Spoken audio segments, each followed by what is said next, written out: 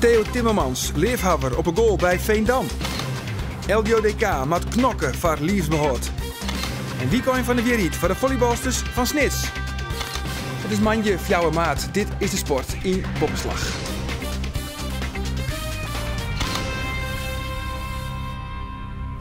Goejoen, in de no komende 24 minuten omtinken voor de wichtigste Frieske sport van het oude weekend. En naast al neem de onderwerpen ook nog omtinken voor het amateurvoetbal. Harkemasse Boys tjen DVS 33 en de tweede competitieoverwinning op Riegen van Snits Wietswat in de topklasse. Dat al eerder nou eerst het betellen voetbal. Want Sportclub Cambuur neemt het Joen in eigen huis op tjen Veendam. En de grote vraag bij de wedstrijden van de Ljouters is tjenwurg, gaat het wel terug? Want de laatste weken waren een protte wedstrijden afgelast. Woonploegen hebben intussen al 4 wedstrijden meer spelen als Cambuur. Europese topclubs draaien haar een haan net om voor het spelen van meerdere wedstrijden in een week. Maar Cambuur is vanzelfs geen Europese topclub. Als zoen je dat, zo'n het drokke wedstrijdprogramma wel haast sissen. De komende 14 dagen spelen de Ljouters liefst 4 wedstrijden. Dus wij komen in een behoorlijk lastig pakket, wil ik niet zeggen. Maar je vraagt veel van de spelers. Het is nu wedstrijden spelen, het is herstellen, wedstrijdtraining, wedstrijden spelen. En op het moment dat je wedstrijd wint, is dat geen enkel probleem. Dan kom je in een bepaald ritme.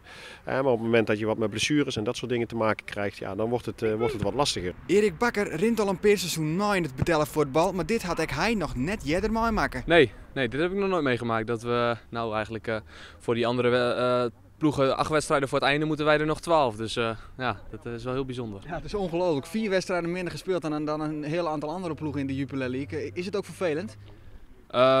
Ja, het is op zich wel vervelend, want we moeten straks, we hebben elke keer nu een dubbel programma. En zelfs dat wordt nu een paar keer alweer afgelast. Dus ik weet niet wanneer ons weekend is, wanneer we een keer op maandag vrij zijn. Maar goed, aan de andere kant kunnen we wel kijken wat die andere ploegen doen en ons daarop instellen. Dus ja, het heeft een beetje 2 kanten.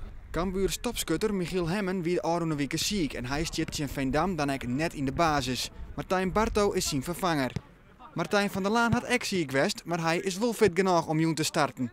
Met zijn drive en het enthousiasme wat hij in zijn spel heeft, ja, dat denken wij morgen nodig te hebben. En dan zal hij een van de jongens zijn die daar het voortouw in moet gaan nemen. Van der Laan speelt het op het middenveld in het plak van Tim Keurntjes. Centraal achterin komt er nog een plak vrij voor Tim Bakens, die zijn rentree maakt na een blessure. Bij Cambuur binnen ze haar bewust van het belang van de komende 2 weken. In principe top 7 staat nu al redelijk los en daar staan wij dan onderaan. Maar goed, we hebben nog zoveel wedstrijden te goed dat we, als we die tot een goed resultaat weten te brengen, dan kunnen we er mooi bij staan bovenin. Aan de andere kant, als je dat niet doet, dan haak je ook een beetje af. Dus er worden belangrijke wedstrijden. Alweer 15 jaar meldde een 8-jarig jonkje hem bij us. Maar het badskip, ik wil doelman worden. Mag ik eens een keer mooi trainen met mijn grote idool Hans Vonk. Zijn naam Theo Timmermans, de doelman van Veendam. En het slaggen. De coach van Doel, Foppe de Haan, gie akkoord. En Theo mocht mooi trainen met mannen als Johan Hansma, Mika Noermela en Arek Radomski. En Theo liet Doel als zien dat hij talent had. Dan maakte hij ook wel eens een keer een lieds-flaterke. En hij mocht vanzelfs ook nog vragen stellen aan zijn grote idool Hans Vonk. Wat vies toe van het Bill Clinton-affaire? Van Bill Clinton? Ja, Bill Clinton. De affaire van Bill Clinton? Ja. Ja, en nu is Theo Timmermans 23 jaar en zoen dit seizoen doelman bij Veendam. Theo waard hellen te Jeremy Robert de Loeke en hij woon de concurrentiestrijd. Joen, dan speelt hij mooi Veendam in Ljouwert tegen Cambuur. Een reportage van verslagjouwer Rolf de Vries.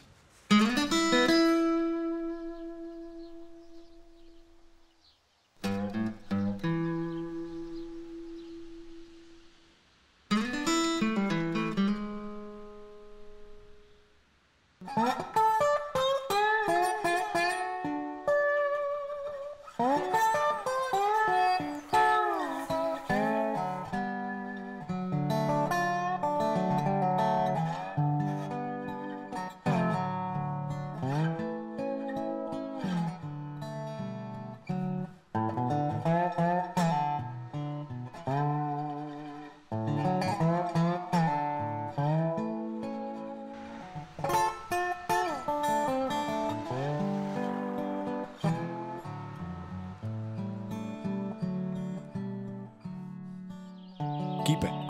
Wat is het toch machtig mooi. Mijn passie. Al als liedjonkie stiek ik elke dag tussen de twee BM. In de tuin van ons huis. Het begon in de tiert van Hans Vonk en Foppe de Haan. Ik wie 8 jaar. Toen dacht ik al, ik wil maar één ding. Van de mensen die baltjes horen. Profkeeper worden. Als Fries kwam ik bij FC Grains. Toen slag het nog net. Dankzij Harkema's boys en Snits uit Zwart is mijn droom nou dan toch uitgekomen. Profvoetballer, bij Veendam. Ik ben alle mensen dankbaar die me hierbij helpen en helpen ha. Zonder uw heid en mem, hier ik het net redden.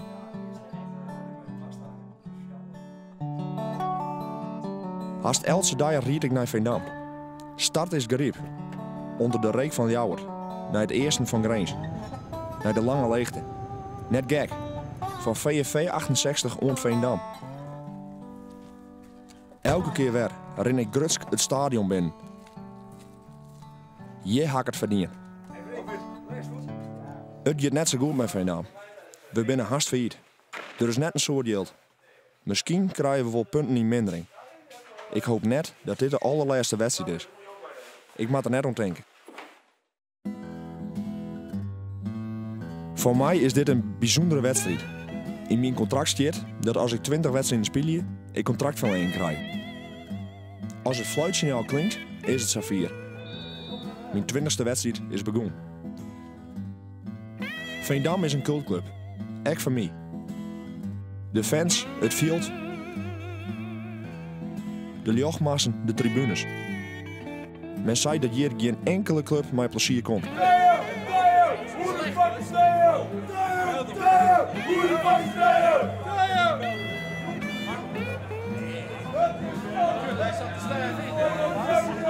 De wedstrijd is extra belangrijk. We staan ziende en dus kunnen we de play-offs nog halen.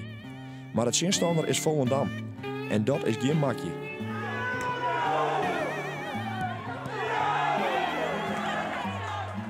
Jacques Tuyp is een spits. Hij had er al 20 in lezen. Joen binnen alle ballen voor mij. Niet op één of van afstand. Ik wil ze al je pakken.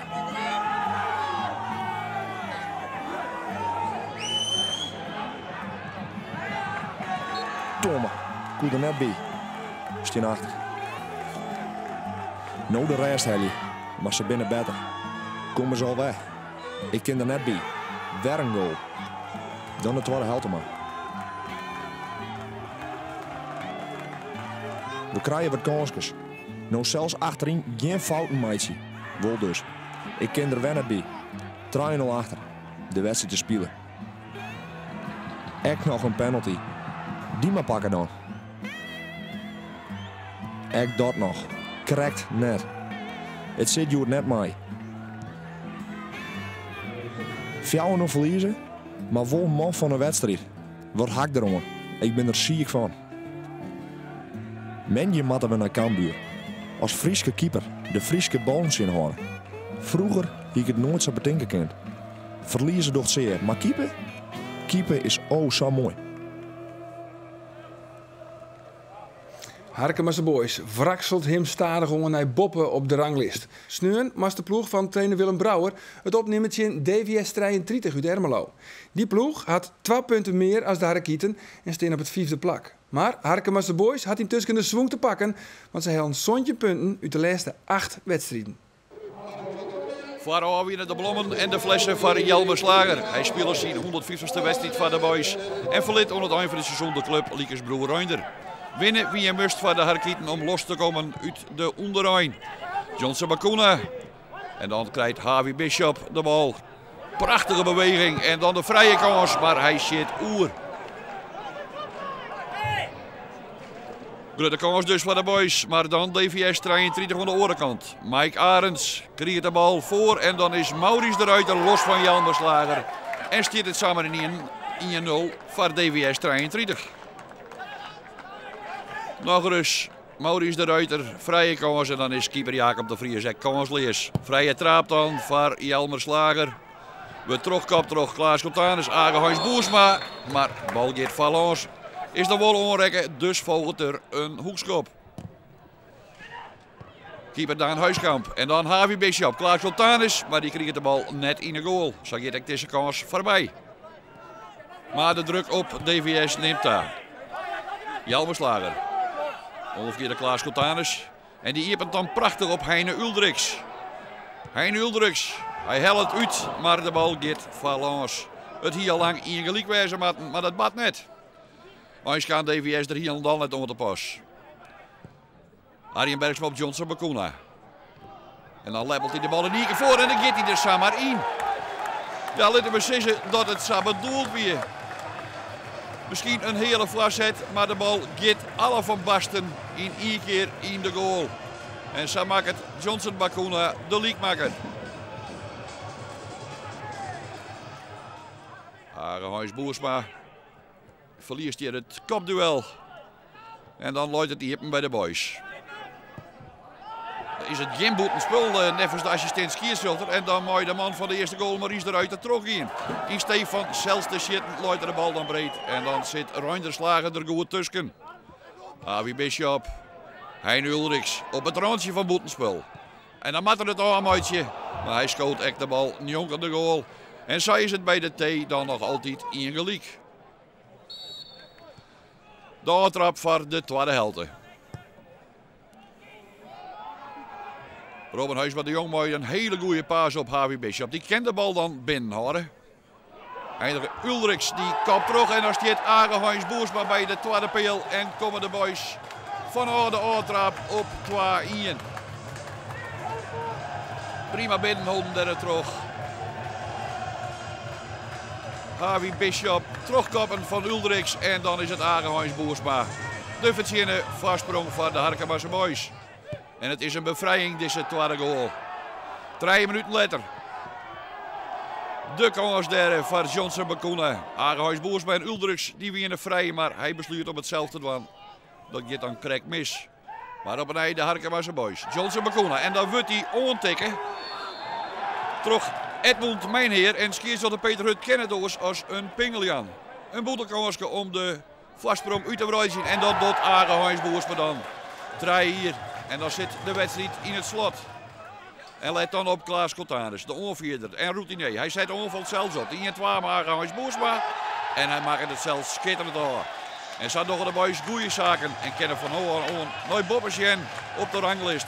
Nooit deze fjouwer in een oerwinning. Mooi wat de Joertje laten had ik even verder mooi en dat jouwt de meesten en nu is al een heel goed gevoel. En nou ja, ik denk dat een groot compliment voor het team is hoe we de Joert stonden. En zo met we verder. De Stoorn in de Haatklasse C. ONS woont dit weekend met 4-0 bij NSC. Ze hebben dus voorlopig koprinner. Tot de winst van Harkemasse Boys op DWS 33 klimmen ze naar het 6e plak en hebben ze nou de ontsluiting bij de subtop te pakken. Na een weekend dan speelt Harkemasse Boys de uitwedstrijd in WHC. ONS speelt thuis in VVOG. In de topklasse Snoin pakte Snitswiet Zwart de derde oerwinning in 8 dagen tijd. Nou, de weest vliegen week op Hagelandia en de bekerweest op Achilles 94, waar het sneuntion woen van de treffers. De ploeg van Johan Grote stiert onderaan, maar is de laatste tijd goed op dreef. Al na 12 minuten komen de snitsers op voorsprong. Prachtig doelpunt van Erolind der Guti. En 7 minuten later komt de eindstand al op het boord. Het is Ver der Guti die het scoort, met een mooi boogschot. En zat de treffers met een 2-0 nederlaag naar huis stuurt.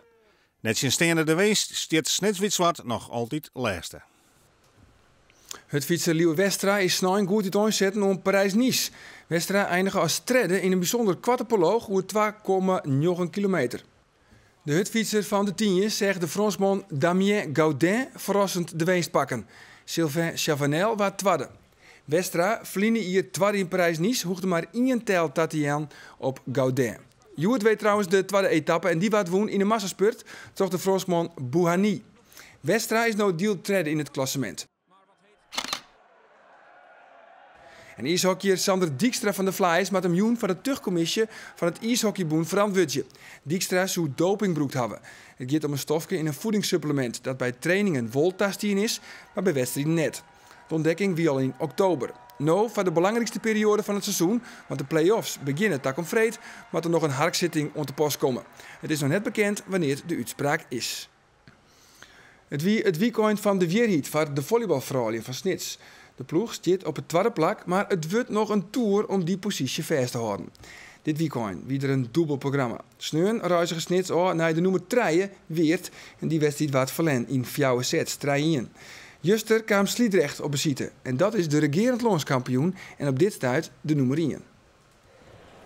Doet Petra Groenland, 3 jaar naar Snitsta kwam, hier ze een traject in de holle om naar 4 jaar echt mee te dwan om de landstitel. Maar gelijk in haar eerste seizoen stiet ze met Snits in de landelijke bekerfinale. En in haar tweede jaar stiet de ploeg in de finale van de play-offs om het landskampioenschap. Snits rint dus voor op schema. Dit jaar is de doelstelling om bij de beste 4 ploegen te eindigen. Maar Snits zit nu op het tweede plak. En die positie wil Groenland graag vasthouden. Je wil als sporter en als coach altijd winnen. En als die plek erin zit wil je hem ook proberen te pakken. En daar bereiden we ook ons ook op voor. En daar doen we ook alles voor. Maar als wij, goed 4e plek, top 4, dat is eigenlijk al gehaald. De rest die staat eronder met 25, 26 punten. Dus daar maak ik me niet zo druk om. Top 4 hebben we, de doelstelling is bereikt. Maar dan wil je daar binnen die top 4 ook zo hoog mogelijk eindigen. Sliedrecht in het blauw rint in de beginfase vrij makkelijk voort naar een verschil van maar liefst 5 punten. En Snits had dus een stroeve start en het liep het dan ook een drege jong te worden van de vrouwen van Petra Groenland. Sliedrecht is de regerend landskampioen. Had in de competitie een dusdanig riante vastsprong opgebouwd dat het kampioenschap de ploeg haast net meer ontgaan kan. Sliedrecht zit heel tijd aan de goede kant van de score.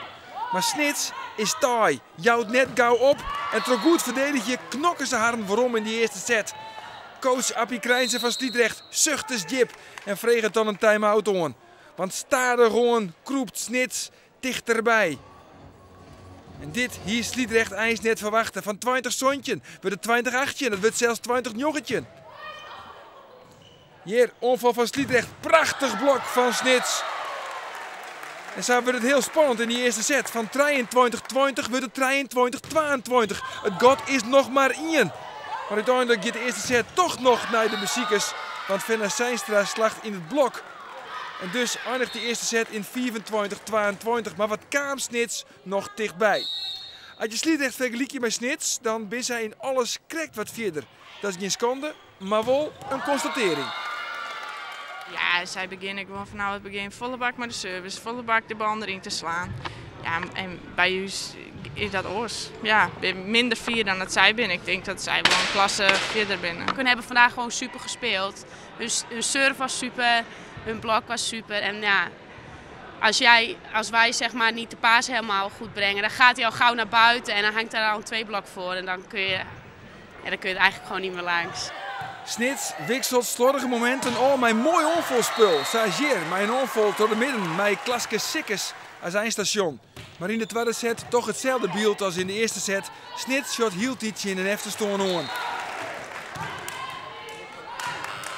Het krachtsverschil is gewoon mooi te grut. En op 24-21 krijgt Sliedrecht setpoint. En dat wordt hier benut door Mariska Koster, want die bal valt goed.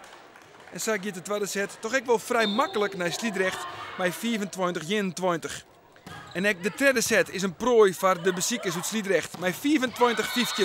Het weer het weekend van de weerhiet van Snits. Maar de cijfers die liegen net. Binnen 24 uur is er dubbel verlies tussen Weert en Sliedrecht. En daardoor zak het Snits van het tweede naar het 4e plak. Het is een teleurstelling. Ik had met mij de meiden ook meer van verwacht. En dat mocht niet zo zijn. De stoon, Sliedrecht, kan het kampioenschap haast net meer ontgaan. Het god met de nummer 2 is oproen naar 11 punten. Snits zak het van plak 2 naar het 4e plak. Want omdat Eurospet dit weekend 2 keer woen had, is die ploeg Snits nou voorbij met 1 punt. Na je weken dan speelt Snits 10 Eurospet en dat is dan de strijd om het 3e plak. Degradatie, beslissingsduels of handhaving. Die 3 opties had LDODK in de Korfbal League. De gedichters staan nu nog op het veilige 8e plak. Ze ontvangen in 2 weken tijd nou de nummers 9 en 10 in eigen huis. En bij winst ben ze dan zo goed als wist van op een nieuw seizoen op het hoogste niveau. Maar bij verlies luidt alles weer iepen. Sneun, master oorrekenen worden. Maar de hikkensluiter deed toch snel uit Dordrecht. De eerste van 2 finales voor LDODK. Bij winst doch de ploeg hele goede zaken verlies behoudt en bij verlies maakt ze echt naar onder een sjen. Sita Bijker begint aan de kant. Nog te volle last van een rugblessure om de hele wedstrijd te spelen. En zij zocht dat haar team het in de beginfase dreig had. Het is Johannes Schot die het Detos snel op een 5-3 voorsprong zet. En bij LDODK daar rint het stroef. De vrije bal van Erwin Zwart. Oors zat treft zeker, die wollen er net in. En het gaat groeit. Want Detos pakt de voorsprong van al eerst 4 punten. Raymond Witvliet. De time-out die moet dan de ommekeer brengen. En in de rin van die tweede helft loopt LDODK de staan weer jocht. 2 keer Erwin Zwart en 2 keer deze André Zwart bestuurde een Njochen tussengestaan. In de tweede helft hetzelfde beeld als in de eerste helft. Waar het initiatief bij Detos en waar kennen de gasten nu Dordrecht voor de rennen. Waar ik de Scott loosziet bij LDODK en het god groeit naar 14-18 in het najdeel dus van LDODK. En het is Detos wat vielt dat ze deze laatste kans misschien ongeriepen kennen. Een romme voorsprong voor de Dortenaren. En bij LDODK zal echt de knop ommatten. Sita Bijker in het veld kwam en voordadelijk treft zeker. En zij is dus wichtig voor haar team in deze wedstrijd. Die oorinvaller hiet Marcus de Boer en ek die is toek. En dan is het verschil nog maar 1 doelpunt. Santje 18. Maar daar is altijd weer Johannes Schot, de topscorer aan de kant van Detos. En de marge is weer 2. De T-tickets voort en het publiek, ja, die binnen net al te enthousiast. Maar daar is dan Erwin Zwart die het schot waarom voen had. En met 2 treffers brengt hij LDODK helemaal waarom in de race. Njontje gelijk. En het wachtje is op de voorsprong. Uit zijn de 1-0 had LDODK de hele wedstrijd achterstaan. En nu kunnen ze voor het eerst op voorsprong komen. En dat slag het. Want deze bal valt goed. En bij Detos die in de gezichten nou strak. En het is André Zwart die het weer helemaal waarom in de wedstrijd is. Want dit is zijn tweede treffer op Riegen. En nu is er een gotje van 12 voor LDODK. Want Erwin Zwart is toek. En bij Detos, daar zullen ze het zwerk druwen. Het verschil is intussen toch nog weer 1 als Betty Jonsma hier een hele wichtige treffer maakt. Achter de koers scoort zij 23-21. En de druk op Detos groeit. En de misser is daar van Witvliet. En dat is een hele dioren. Want nu kan LDODK het de marge uitbreiden. Maar de bal wil er net in. Maar wel is daar het balbezit. Bijker zocht Sita Bijker. En die is bloedtoek. En dan is de winst wel binnen. 24-21 in de laatste minuut. En de hele wichtige wedstrijd in Detos wordt in winst opzet. En LDODK docht weer volop mee. Ja, het moest doen, hè? Ja, zo doen dan de rest van de competitie dan mij weer vrij uit spelen.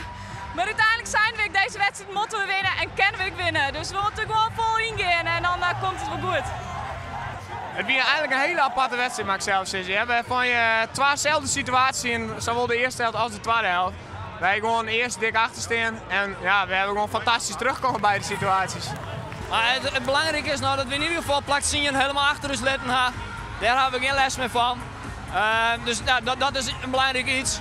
Maar ja, we willen gewoon achter worden. We gaan even van plak 9, we gaan gewoon van plak 8. En daarmee blijft volgende week dus gewoon heel belangrijk.